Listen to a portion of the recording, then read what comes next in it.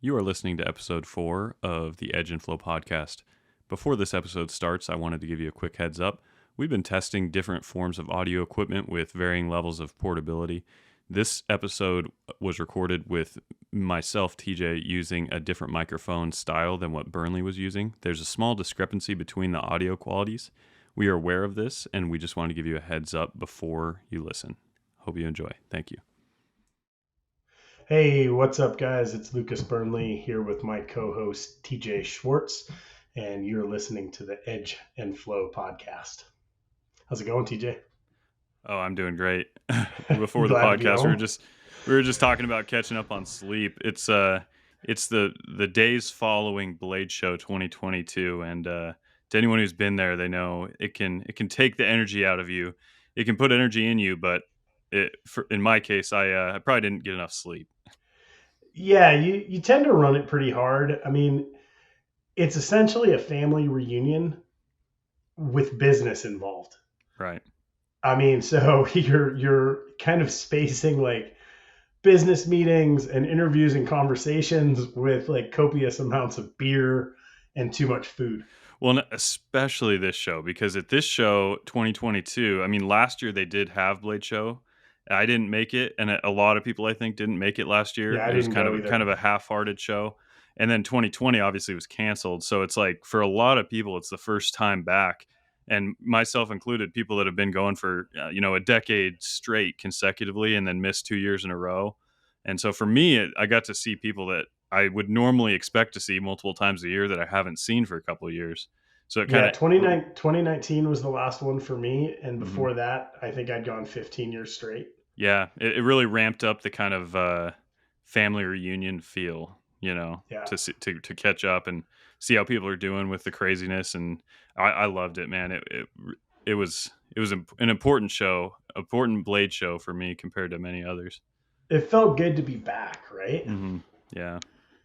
I Well, was, I think I was, might even been telling you, like, I went in, uh, I went in on Thursday to help a friend set up a booth, and the smell of the carpet like instantly triggered like this wave of memories. It's like entering the Coliseum or something, like yeah, no kidding. so funny. Yeah, and I think for me it was like when I was trying to decide. I didn't have a booth. You didn't have a booth at this show, and for me it was I've been really busy in the shop, and so a part of me was like, well, if I don't have anything to sell, is it that important for me to go? And then once I got there, it was immediate. I started talking to you, started talking to some other friends there, and I was like, it clicked at that point how long it really had been since I've seen you guys and all the people there, and it was like it became invaluable, and I wouldn't have done it any other way. It's like I can't imagine having not gone at this point. Yeah, I completely feel the same way. And on the flip side, I also did not have a table Hmm. or a booth. It's the first time I've ever done that. You have a little more muscle memory in like going to Blade Show or any trade show and just kind of like lone wolfing it and visiting with people. Hmm. At the outset, like same, like kind of leaving the shop, I was like, man, I have so much work to do. Do I do this? Like, do I go? And as with a lot of larger decisions, Maddie was in my head, and she just was like, "This is ridiculous. Like, go see your friends. You haven't been to a Blade in 3 years. Like, just go." She Hmm. actually went so far. I tried to like bring like a little bit of product for like giveaways and just like to connect, and she like shut me down. She was like, Hmm. "Absolutely not. No product. You're just going by yourself to Yeah, like hang out and just visit. soak it in. Yeah, Just soak it in." yeah, and So it it's such a unique show. I mean, because like there was some curiosity with me. I know with a lot of people that like, how would the show weather these last 2 years? Like, would it return to its original form? Because with shows like Shot Show, I think they have been damaged potentially almost irreparably by the whole pandemic thing. Because it's like you go to Shot Show, or at least the accounts I've heard after things open back up, is that a lot of people realize like maybe they didn't have to from a business standpoint. Maybe there's a different way to sure. do it. And I think a lot of people just didn't go back. And then Blade Show, I think there was a suspicion that maybe that would happen, that it would like have a permanent damage effect. But from my estimation, that was not true. It was it was, I think a lot of people see it as this social event and it's something that's irreplaceable. I think it Yeah, rebounded it's and a different vibe. I've thought a lot about trade shows over the last couple of years, and I almost don't know if I would use damaged as kind of the descriptor, right. but I think it created space in an area where people had been doing just the same routine by default for so long that when you took a step back, it kind of forced you to look at like, hey, like, oh man, like what if that wasn't an option? Or like, where could my resources be better allocated? Yeah.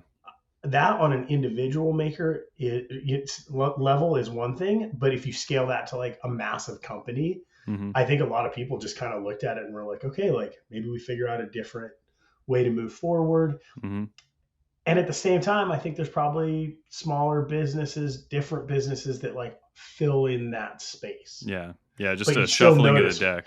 yeah, it's a shuffling of the deck, which I think is easy to look at it and see like, like SIG wasn't a SHOT Show. So like there's an absence of essentially a two-story apartment building, Yeah. right? Right. That's wild. Blade did not feel like that at all. No, no, it was every bit as bustling as I can remember it in some of its peak years before, So Yeah, I was super it happy to was see good. that. It made me feel really good. So that kind of brings us into a little bit of a like state of the industry sort of conversation. So like how did you feel about walking through the show as far as like just the knife industry? It was really nice. So normally I'm at a booth, Mhm. and for the time that I'm at the booth, it also just requires a lot of like prep time ahead of time, and on the tail end. So even if I do get that time to kind of like walk the floor, it's kind of broken up in a way that I can't really connect. So this is something I want to actually come back around to, which is like how to create value going to a show without a booth. Mhm. um, you have a lot more experience with that than I do. But to answer your question, so basically, I walked the entire floor. Mhm. This is the first time I think I've ever done that, aisle to aisle, corner to corner. Mhm. Um, it was really cool, man. One, you have the new room, right? Which Mhm. is a smaller room. I've been It's calling it the on annex. Yeah, the annex, right? So maybe newer makers, they get a table at Blade, they go into that small room first. I think people were kind of bummed about that initially, but Mhm. when you go in that room, it just feels like a completely self-contained, like viable knife show. Yeah. It's And awesome. And for people who haven't been to Blade, maybe we should talk about the scale we're talking about. So, like, Yeah. I know I ran into a friend of mine that was his first time at Blade Show, and I ran into him in the small room, and he had just walked in the door, and I said, "Hey, have you seen the big room yet?" And he actually didn't know that that was not the big room, the small room, Because right? arguably it is a large Yeah, room. right. It is And so not like the a small yeah. small room's what? I mean, it's like the size of a football field, like the small room. You know what I mean? Or not Yeah, I quite. I mean mean, but it would still put it on a larger, like any of like the regional shows. yeah, I would say that room is probably comparable in size, yeah, right, right. right? So. Um, so yeah, that was really interesting. What was cool there is you see newer makers. One thing that I picked up right away was, man, there are a ton of people working in like the kitchen knife sphere. Mhm. I don't want to say new makers because like the work was super high quality. I just saw more of it than I've ever Mhm. seen before, specifically at Blade Show. Right. And then main room, same thing. Like it's the main room is kind of broken up, and you have on the left hand side, you kind of have your bigger companies for the most part, and around the perimeter, right, Mhm. all the big booths. So you've got your Protex and Bokers and CRKTs and Kershaws kind of lined up around. Mhm. Left side is some of like the industrial suppliers mixed in with makers, and then like two-thirds of the big hall is like your customs straight down the center. Mhm. And then on the right side you have the ABS Yeah, section, forge guys, as a lot of kind people of the would call it. forge guys, Yeah. and you've got all your grinders. So really it's a great place to go to like take the tempo, Mhm. right? Yeah. um And yeah, the man. tempo was high. It was popping. My general feel of like the strength of the industry was that it is every bit as strong as I've ever seen it. In 1 decade I've been in the industry, it's never been more than this, I would say, Yeah. as far as demand and just interest and, excitement and all that. Yeah. I'd be curious to hear some like actual numbers, but looking at the lines, I mean, people started lining up Wednesday night, camping Mhm. out, like basically tailgating in the line. Mhm. Which, it's funny, like you'll hear people say, like, that's ridiculous. Like, why would you ever sleep outside in the line? You only have to do it once to realize that it is like basically camping with like a super stoked group of like very genuine, kind people. Right. Like people are bringing beer, people are Mhm. cooking. Like it's just like a good time. It's like its own little social event right Yeah. there. And You know? and I've never been to one, but it has a little bit of like a Comic-Con kind of feel to it of like Totally. of enthusiasm because a business to business show, like I keep bringing up Shot Show, but there are many others shows where it's like you're employed and you are hired to go to the show, and you probably are an enthusiast, but this is your job, right? Whereas Right. a Blade show, the people walking in, I mean, they went to great lengths to be there. They're there on their own accord. I mean, this is their vacation. So it's like the enthusiasm level is high, and like when you see them interacting and you interact with them, it's fun. I mean, it's just a group of people that are really serious, and that Yeah. know the industry. So Yeah, it's well, a we cool talk about feeling. this a lot, right? Which is like what makes the knife industry different. It's a passion led industry, and the passion kind of ripples all the way through, kind of the core of it, which is from customer level all the way up to company level. Hmm. And that's a Yeah, rarity, you yeah, know. yeah. It's Man, excellent. it's pretty cool. Yeah, so I'm sure we'll get into like some specific takeaways, but yeah, I mean, any kind of things at the outset that you felt were different or the same, or they have Uh, Chick-fil-A now, which is crazy. yeah, There's like I got some Chick-fil-A in the Chick Fil A. hallway. Yeah, that was pretty cool. It used to be I'd eat like 6 Subway sandwiches in a weekend because they always had Yeah, the main Subway. And then now, yeah, Chick-fil-A popped up, and I think there was another one, like Papa John's, was it? Papa John's. Pizza.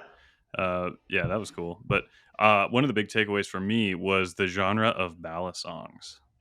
you and I have talked about that a lot. Yeah, It is awesome. it's been there a while. It's I've seen the ballad song scene grow, but Yeah, nothing new. this year it was there. It was a present force in the room that I Yeah, didn't notice to that degree before. I mean, and the super youthfulness super of it. exciting. I mean, yeah, some of the youngest collectors in the show.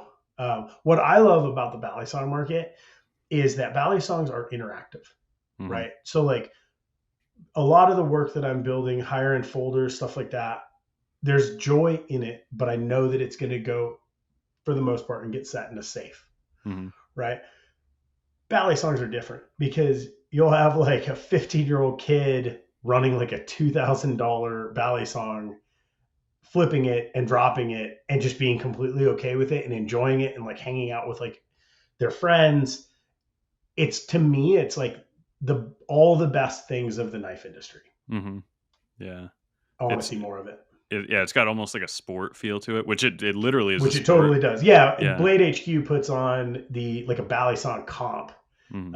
at Blade Show, which is super super fun. The other Yeah. thing that I really liked about it is it's a diverse group. Hmm. Like, and that's I want to see for our industry, man. I want Yeah. more diversity. I want to see younger people coming into it. Yeah. Like And it was really nice, like inclusive, yeah, all and good. there's the Blade Show. It had a feel to it that was really exciting, in that like you look to one side of the room and you've got a total cowboy type with a tooled leather sheath, like one type of scene, and then you've got like almost like a punk type of scene, and then you've got like a really youthful, inclusive type of scene, like with the ballad songs, and Yeah. just across the board, like it's just becoming a colorful industry. It always has been, I think, but Blade Show particularly is evolving. It's This cool. was this was needed. It was cool too. So like just to give like a couple shout outs. So I noticed like the Squid Industries booth was like a community hub.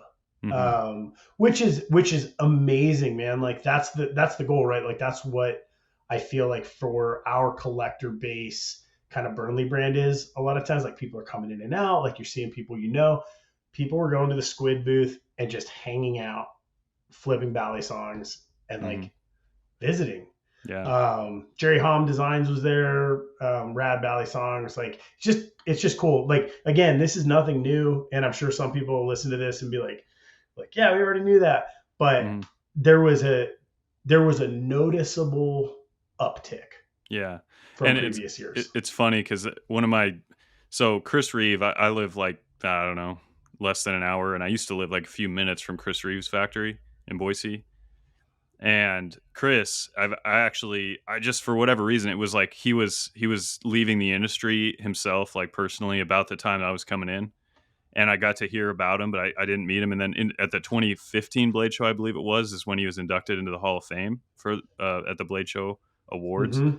and that was the first time I really met him and got to spend time with him was at that Blade Show, and that was sort of at least from my narrow view, like it was some of the early days of the ballad songs appearing in numbers at Blade Yeah, Show, in mass. Yeah, and just yeah, Chris Reeve is anybody that knows him. He's a thick South African accent, and he's just like talking about all the Balisong people and in a loving way. I mean, he wasn't dissing sure. on him, but Yeah, that's like I associate the Balisong scene with like seeing it contrasted to the Chris Reeve, like him noticing it and me seeing him notice it. That's like it was pretty right. cool. Yeah, it's interesting how different people process kind of what they're seeing. Like Hmm. having come in the industry at a younger age and doing certain things like differently than the standard, like I've gotten used to that like kind of like punk kid, like this is Hmm. a fad, like enjoy it while it lasts kind Hmm. of thing. Hmm. And I feel like there's a lot of that kind of like people are like, no, these kids like sitting on the floor flipping ballet songs, you Yeah. know. Yeah. Man, I absolutely love it. It made the show better for me. Yeah, it did. So Yeah, and the other thing is like any industry anybody's in, you want to see young people because right. if you don't see young people in the room with whatever you're doing, that's bad. It's Yeah. not good. You know what I mean? That's And on the so maker side and yeah, collector side. That's in the exactly. companies. Like when the companies start to just age out, I think is when innovation stops happening. Yeah, yeah, Um, as a custom maker, I feel it really close because it's super easy to hit a point where you essentially satisfy the same collectors. yeah, yeah, I've always kind of tried to switch it up, and luckily, I'm a little ADD, and so some of it is intended, and some of it is just like accidental fortune. hmm. Um, but yeah, I'm So excited, man. so you and I spent a lot of time together at the show. We were pounding around quite a bit. So we ended up before the show having a good time. You want to tell them what we were up to? Oh, this is officially the best start to a Blade show or any trade show I've ever been at, and honestly, I hope it happens again. It was so good. So yeah, we get into Atlanta. I got in Wednesday night. You got in Thursday, and I get this like random invitation, right? Like Miguel from Boca. I get a text message like, "Hey, are you good at soccer?" I was like, "Absolutely not. I have never played soccer in my entire life." Um, but I was intrigued, and I was like, I mean, I'm gonna come, whatever it is. Like, let me Yeah, know. right. So, long story long, Boker and Blade HQ had arranged a soccer game at an indoor field in Atlanta. And it was awesome, man. Yeah, you and I both ended up going, and we both ended up playing. Right. Um, And just to like flesh this out, we're talking like pickup soccer. Like imagine like street basketball but soccer yeah, version where it's like guys with like t-shirts and long pants and like kicking off your sandals and like borrowing shoes to get on the field. It was like just totally right. just off the Yeah, street. I borrowed Miguel's shoes because I was wearing jeans and Yeah. boots. Yeah. Um, Man, what it was so much fun though. And I think it's just a great example of kind of that family reunion kind of quality of Blade where you see Mhm. it. But it was, man, it just alleviated the pressure. Like you Mhm. go play soccer for 2 hours. Um, Suck in some humidity. suck in some humidity, Yeah. and a whole lot of air. Yeah.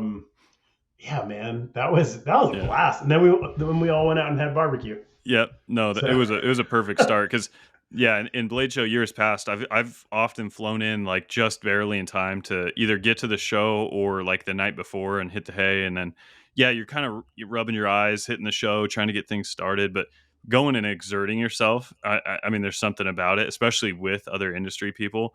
Like totally. really exerting. I mean, I'm not in great shape right now, and so I was like out there huffing and puffing and just I didn't know anything about soccer, so I'm like I don't know Yeah, how you're to learning on the fly. you're supposed to like stay home and cover certain areas or whatever. And I'm just running as far like all the way to one end, all the way to the other. And Miguel, yeah, he's really really good at soccer. Well, Really, for really. those of you guys that don't know too, so this is Boker. This is the team from Solingen, Germany. Mm-hmm. Miguel just so happens to be like a semi-pro soccer player. Like he draws a salary playing soccer. Right. Um, Tony, who is from Boker, US, was the one who actually set up the game.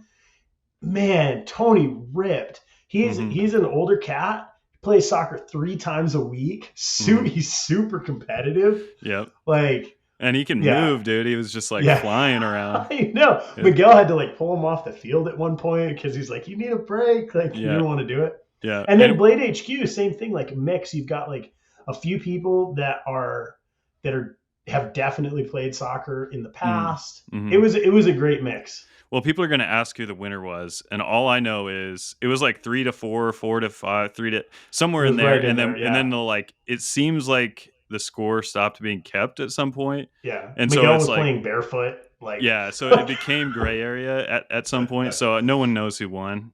Maybe someone does, and they're just not saying it, but probably not saying. it was open ended, but it was a Yeah. good like what hour and a half plus on the It turf, was, and I think we were out there 2 hours or something like yeah, that. I mean, it yeah, was, man, yeah, super fun. yeah, Okay, so that brings us to a couple other things, right?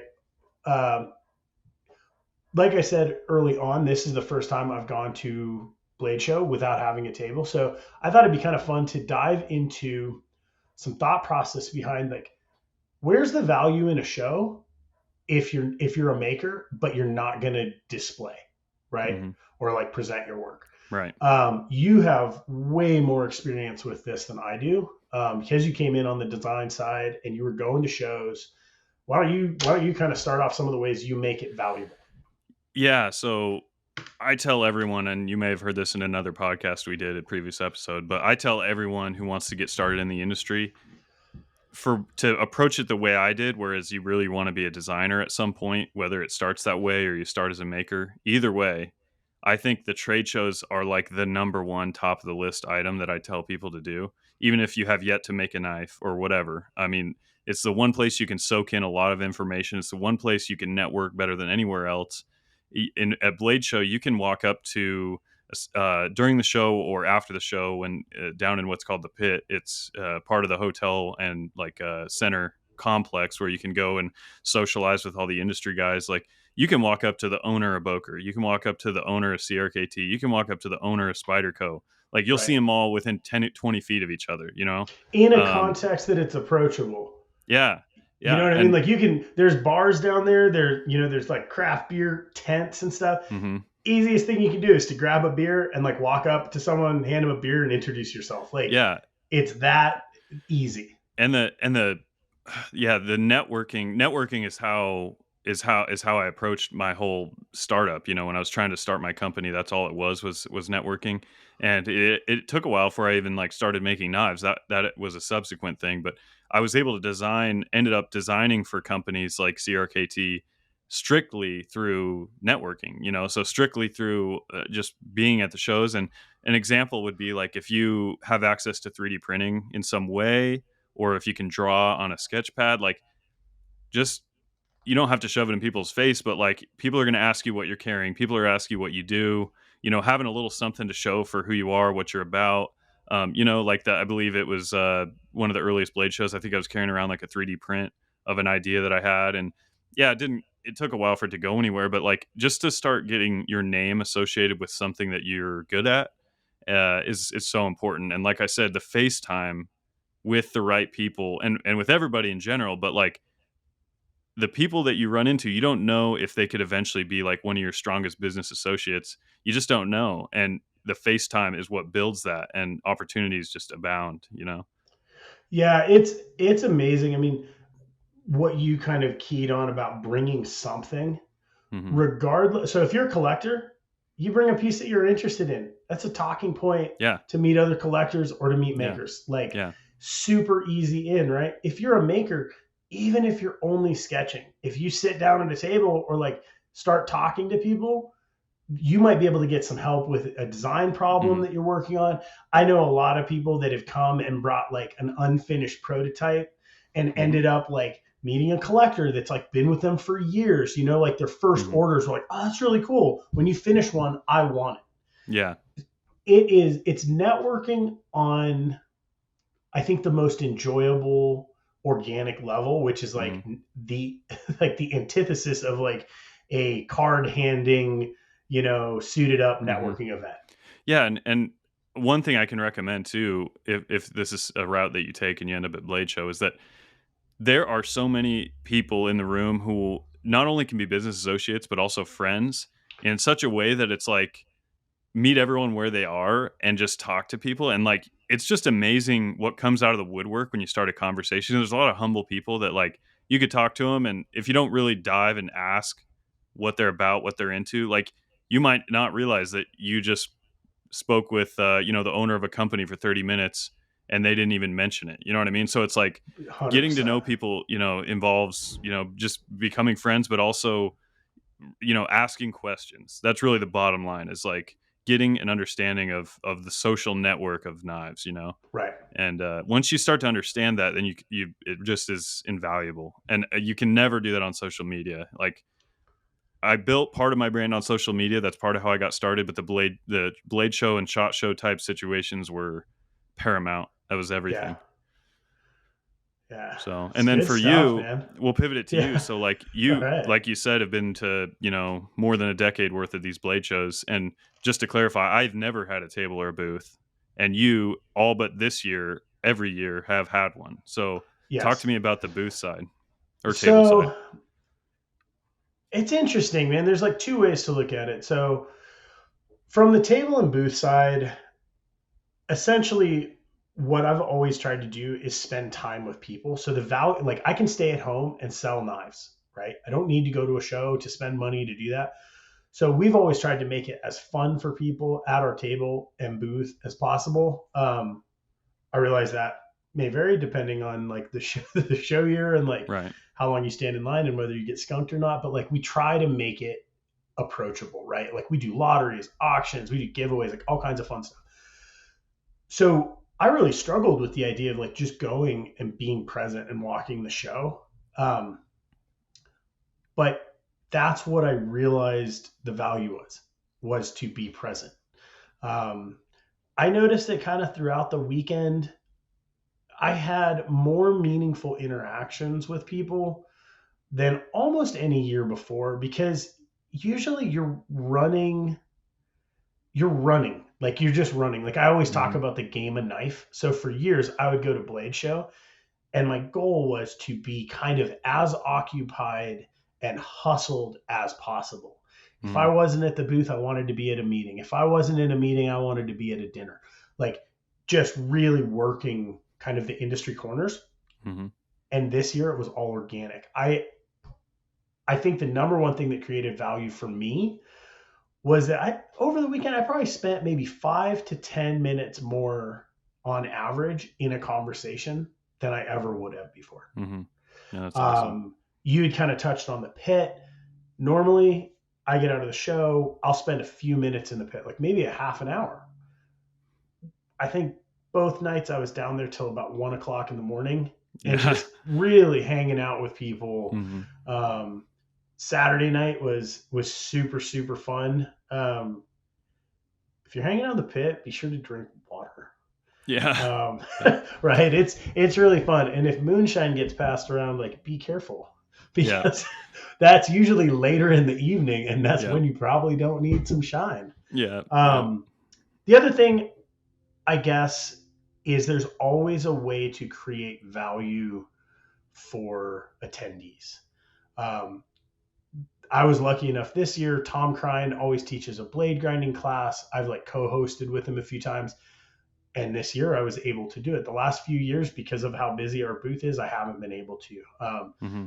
It's 90 minutes of just hanging out with people, grinding blades. I stayed up probably about half an hour after the class was over. Mm-hmm. That was a really nice way to connect, you Yeah. know? Yeah, for sure. Uh, So one yeah, observation I had, because you and I, we've interacted at Blade Show and Shot Show and all this like frequently, but we've never spent like a lot of time together like what we did this time with right, having started the podcast and stuff. But I observed something I want to see if it resonates with you. So I, having not been at a booth or table ever necessarily, I take it back. One time I at Millet Knives, I designed for them for a period of time, and there was one time where I spent some time in their booth, but with basically behind the booth showing the knives that I designed for them, but right. not, it was minimal. It Yeah, wasn't a not for full you. effort, but it seemed like watching your and my interaction, it's that it seemed to me that what I've built in those years of networking is a really strong, robust relationship with most industry guys. So people that own companies, people that are Yeah, designers, people that are makers that I look up to and stuff. And so I felt like in situations like in the pit, I could go around and talk to dozens and dozens of people that basically all were industry professionals.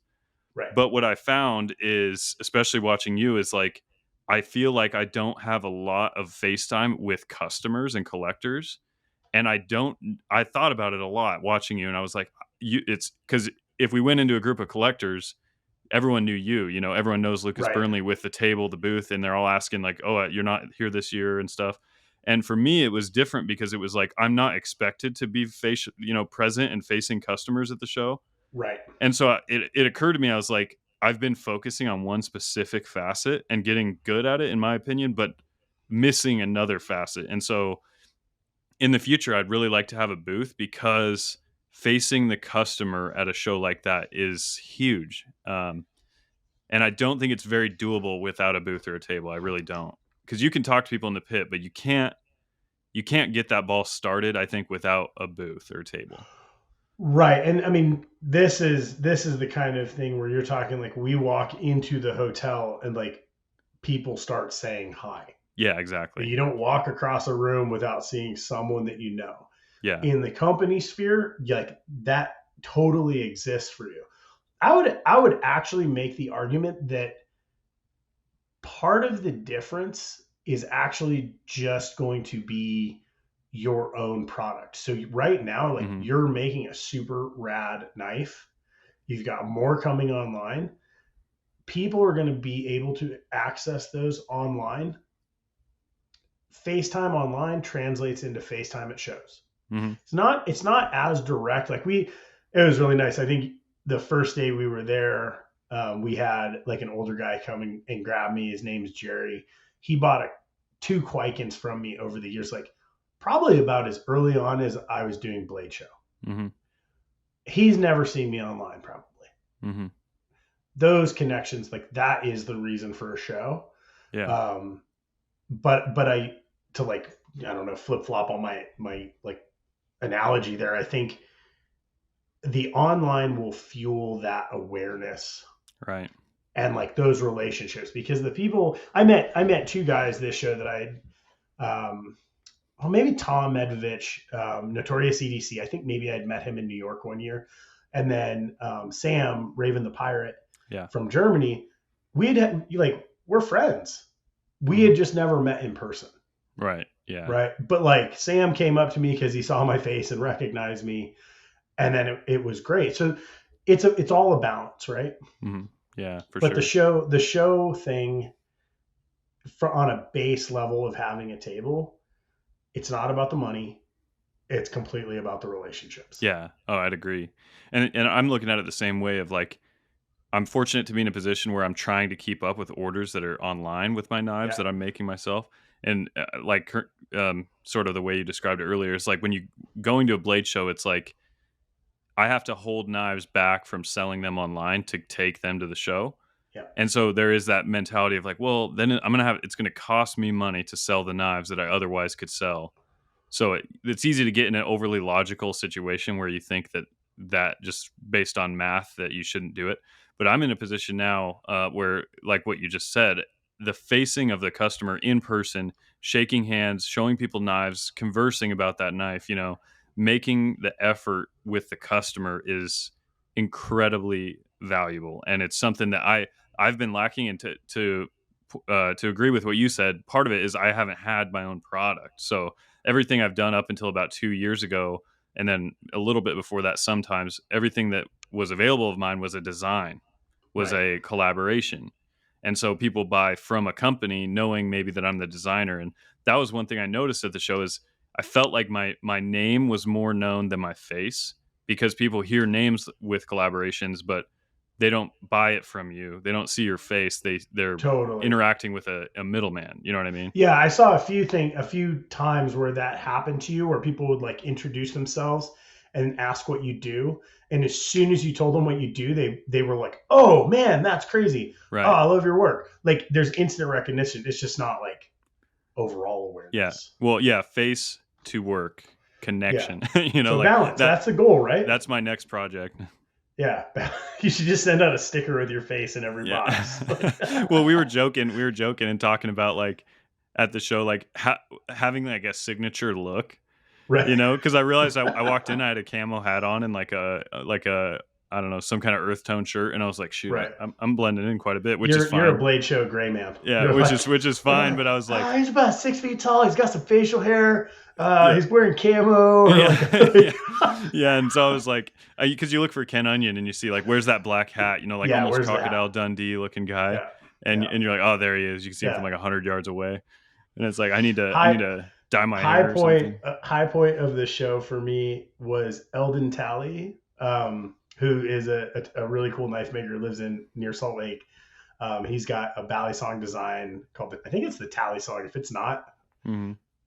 it should be, but I'm pretty sure it is with Blade HQ.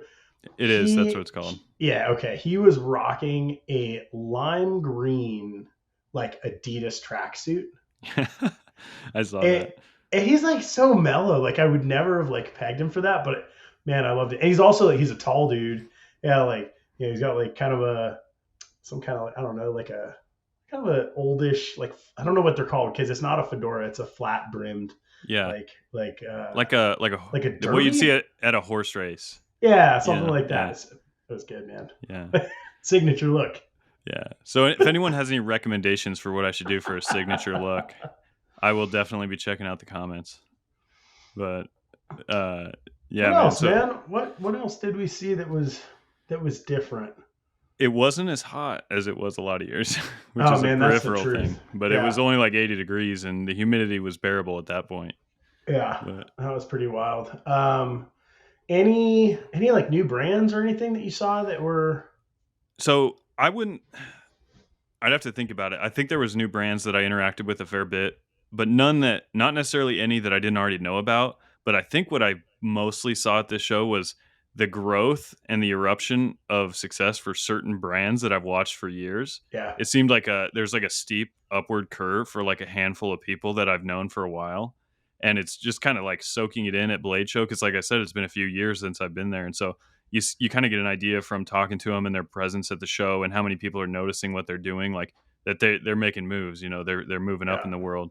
And one of those people is like Tactile Turn. His name's Will Hodges. He makes yeah. pens. I've had one of his pens for a long time, and he's making knives now. Tactile Knife Company. We've got a pen project coming up. Burnley brand has a pen project coming up Yeah, with him. and I love the guy. He's just one of the nicest guys in the industry. I've known him for years, and I could just tell at the show like he's doing work, man. He's Yeah, coming up. He's doing because his position in the knife industry is new because it's mostly been pens, even though he's right. been appearing at Blade Show. But the knife thing to him for what he's working on like is impressive. He's an impressive Super businessman. super cool knife too. Like very simple design, Mhm. super high precision. You And can just quality. see, yeah, the Yeah, quality American made. materials. Yeah, you can see like where their head is at Mhm. from a production standpoint. Yeah, Yeah, and that was really cool. another thing was I don't know these this kind of corner of the industry very well, but in the OTF world, like Heretic Knives won Mhm. manufacturing quality, Oh, wow. which is kind of like earth shattering because it's been, I believe, the last like 12, 14 years, it's been for like 10 years straight, it was Chris Reeve. And Right. then it was like Lion Steel and maybe another Yeah. Italian brand, and then it would bounce back to Chris Reeve. So it was Yeah. kind of like a Lion Steel, Chris Reeve, but they were all revolving around like frame lock type knives. Right. And then all of a sudden an OTF company wins it, and they're a young company. And so that was a huge takeaway I had, was like, whoa, Yeah. that's remarkable. You know, another one. Okay, so going into this, I think you and I might have kind of a similar process. What I like to do in a big room like that, like we talked about the tempo, right? Hmm. You walk in and you, like, if you're feeling grounded and present, like, you can tell where there's like ripples in the room. Yeah, Like, exactly. you look around and you see like a huge pile of people at a table. You hear noise off to the left. Like, for me, those are always the things where I'm like, oh, what is that? Like, I want to Hmm. go look at it. And Hmm. so you can kind of like move through the room without even paying attention and just kind of Yeah, like experiencing like popularity or like commerce yeah. happening. It's The almost like, the look. Go ahead. Go ahead. It's almost like looking at someone's follower count on Instagram, but in real Yeah, life, but in in like real life. live. Yeah. Yeah. Um, the the forged kind of section of the industry, which this is really weird. I almost segregate the two, like stock removal and forged, and it's a really old school mentality that I think has very little value. For me, like I look at it, if you're making knives, like you're making knives. How you make them is that's how you want to do it. I want to be able to kind of like interact with all of it, but like people have their opinions, right? Hmm. That said, the Ford section of the industry, man, is pumping. Hmm. Like people, there is just a crazy amount of support. The work that's coming out of it is amazing, which it always has been. But I'm seeing younger and younger Smiths. I think I was talking with Nick Rossi, which just as a quick shout out, Nick got his Master Smith stamp Nice. at this show, which is amazing. So if he happens to hear this, congratulations, man. We're happy for Yeah. you. But yeah, like I think he said there was something like 36 Journeyman Smiths applicants. Wow.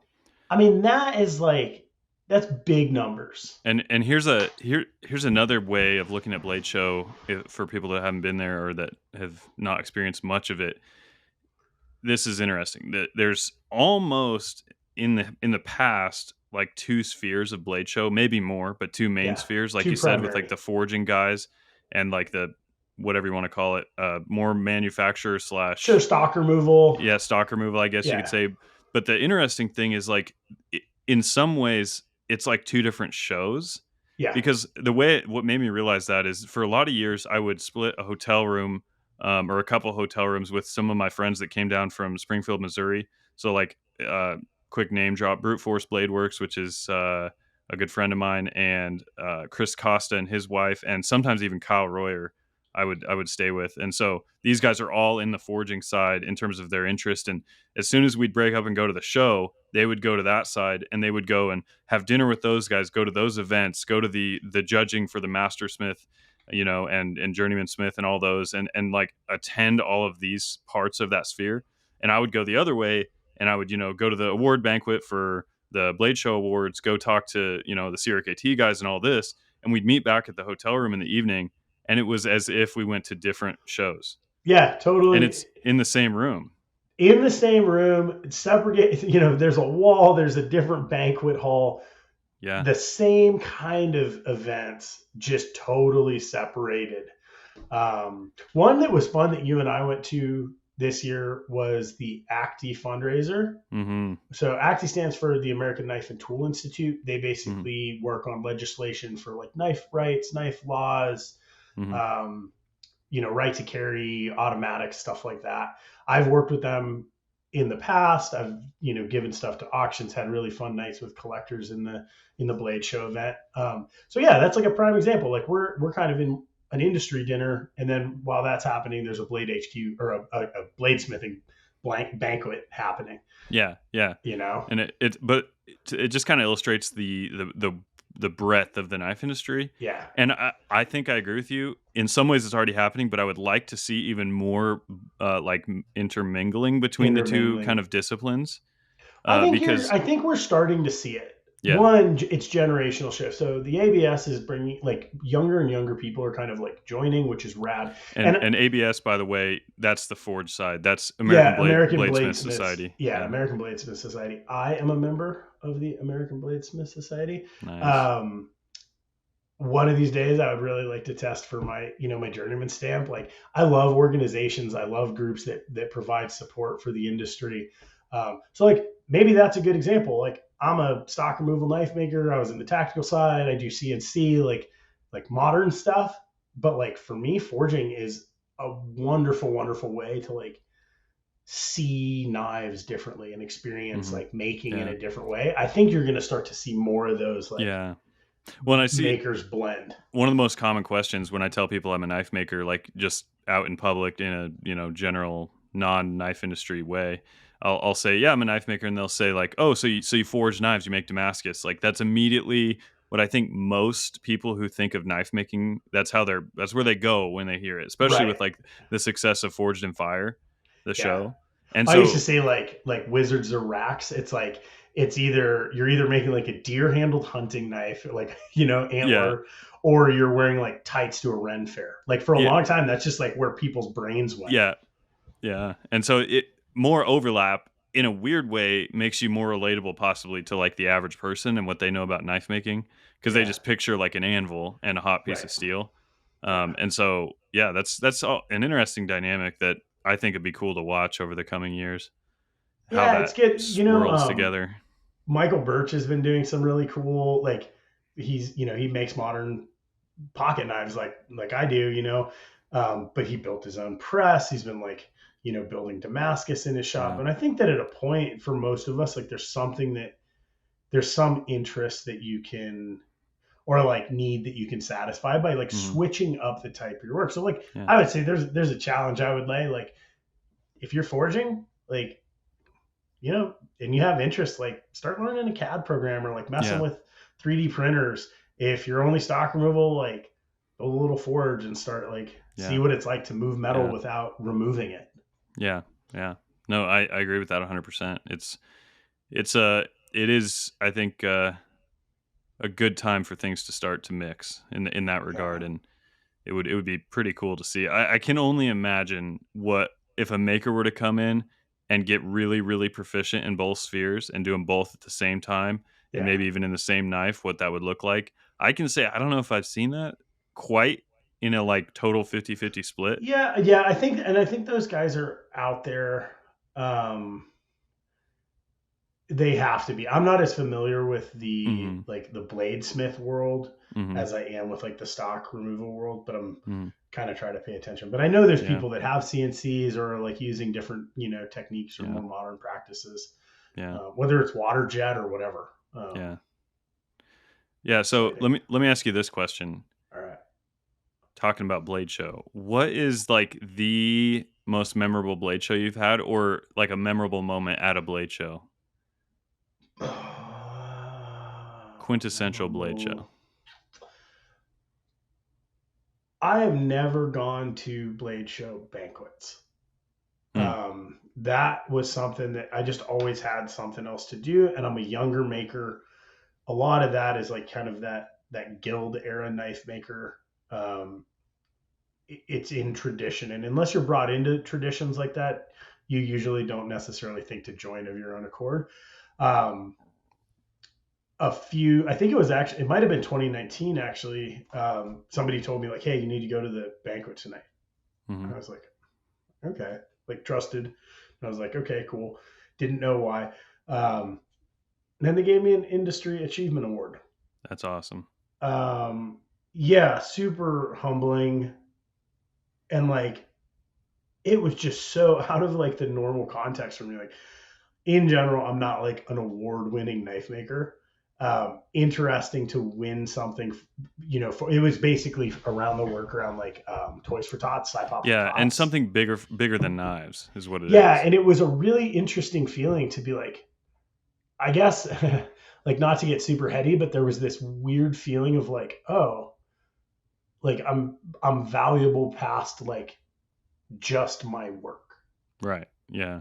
Which It I was just strange. I have to congratulate you and tell you that I've always been really impressed too with that Toys for Tots program that you've put on and among other things you've done. So I think Thanks, everyone man. in the industry noticed that It was and wild. It yeah, was just surreal, kind of. yeah. And like full transparency, we're not doing the project anymore.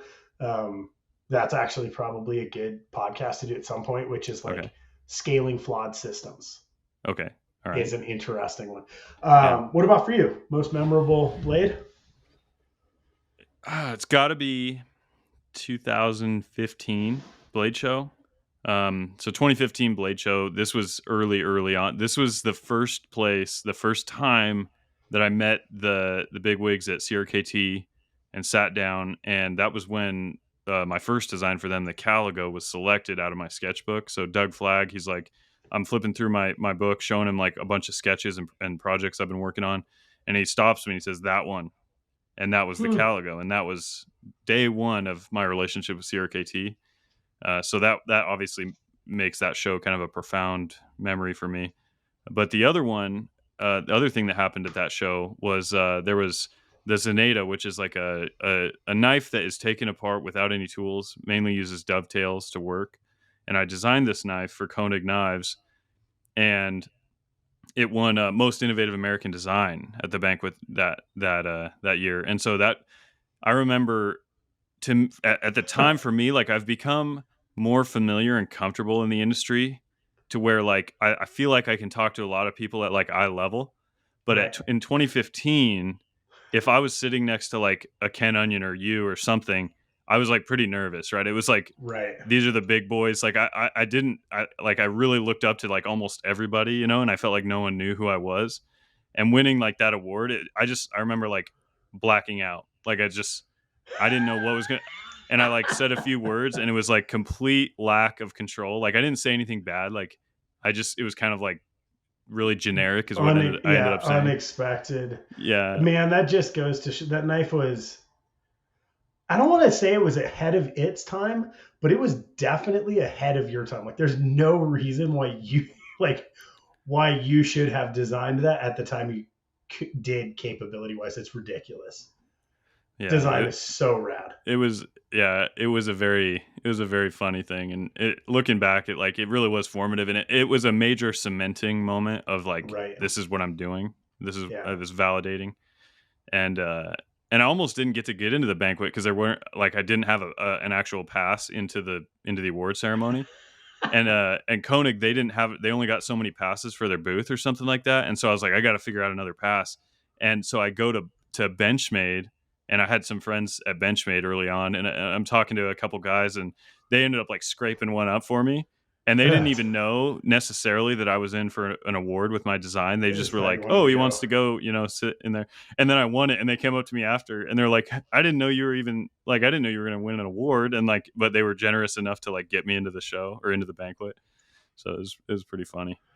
It's pretty good, man. Yeah, it's funny when you ask that question. Like, there's just a lot of memories. I also thought about like the first design with CRKT because it's like as a designer, like the moment where you get your first project or the first few projects with a company, it's big. Yeah. I always related it to like it's like getting picked up by like a major league hmm team. Yeah, and Like, I think one thing that's good for us to do is to discipline ourselves to like consider the magnitude of that because I think it's yeah, it's it's super easy to get comfortable with it. But right. like sometimes I think about it and I'm like, that's pretty cool. Like that is an honor for me. Like it feels like a blessing in my life. It feels Yeah, like same.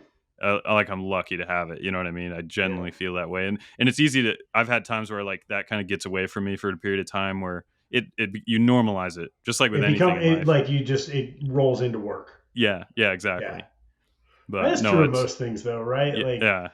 stepping back, being grateful, like looking at it for what it is, or what, yeah, like what you've accomplished, like how far you've come. Like I think as makers, like those things can actually be very difficult. Brings up another value of shows more on the table holder side than on the on like the I don't know, what were we? Were we striders? Like what are we doing running around the show? Like We were roaming? non-exhibiting manufacturers. Oh, that's an interesting one. uh, So, but the idea of like work in a vacuum and work online, it's really nice to be able to have a person look at your work in person. yeah. It's different because comments online are one thing, likes on a post are one thing, but you can see when someone connects with your work when they pick it Mm, up. yeah. And when you're used to like being super hard on your work, and like probably a lot of knife makers have like a high level of like either OCD or like perfectionism, or some level of kind of unrealistic expectation of their work. Hmm. It's nice to have some outside perspective. Yeah. Yeah. No, I agree completely. And just handling all this the spectrum of knives and just seeing, yeah, like an inspiration, of not just like from a quality standpoint, from like artistic representation standpoint of like Yeah. the importance of seeing what just how people think, like when you Yeah. pick up a knife, it just adds clarity as opposed to just like looking at a picture on Instagram. Yeah. Well, it's three um dimensional, you know. mhm. And it's trying to think if there's any other like big takeaways for me. I I think that's like, Okay, tell me this. Who I was talking about, Tactile Turn yep, and Will Hodges. Can you yep. pick out a name that like really impressed you?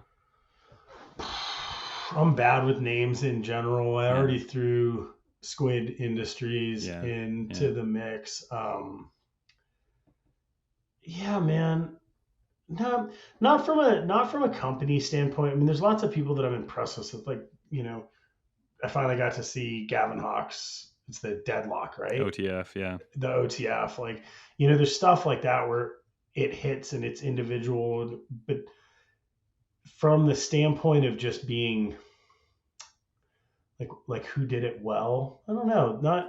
Not specific names, no. Yeah, yeah. Just a Um, general feeling. I guess in Yeah. playing the game of knife, I did notice something, which was the first people in the line on Wednesday night camped out were for I think it's Dark Timber Forge. Hmm.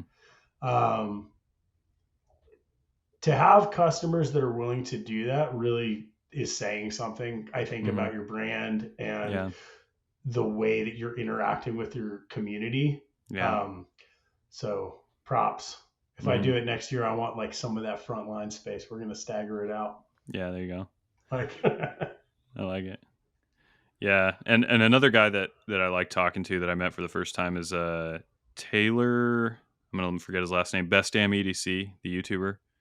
oh man, I Um, really I, enjoyed talking with yeah, him. Also, yeah, super nice guy. yeah. Nice guy. I had heard the name and seen the photography, but I watched some of his Yeah, videos, and that was cool to see that. And the other thing, this is another name drop. Ben Peterson with NAFs.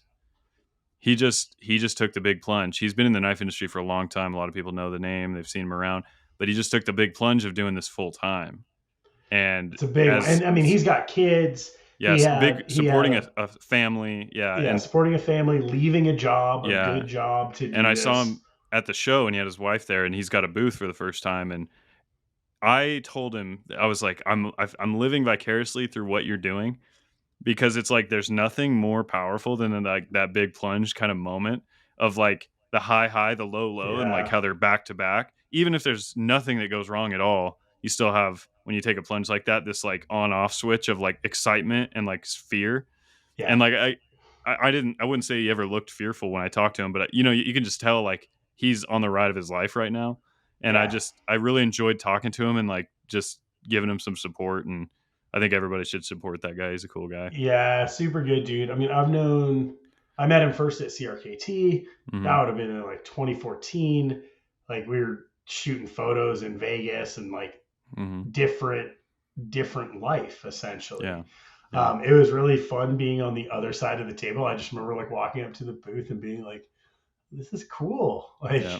Yeah. nice to see. That's really I got good. one that I'll throw out to you, which is you're tired, I'm tired, we get home, like, it takes a couple days to recuperate.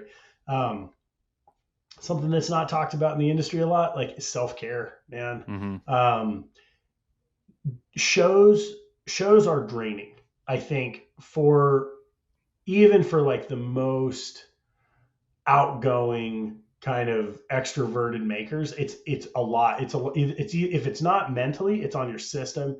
I mean, you're away from home, your diet's off, like you're probably, if you drink at all, you're drinking more. Mm-hmm.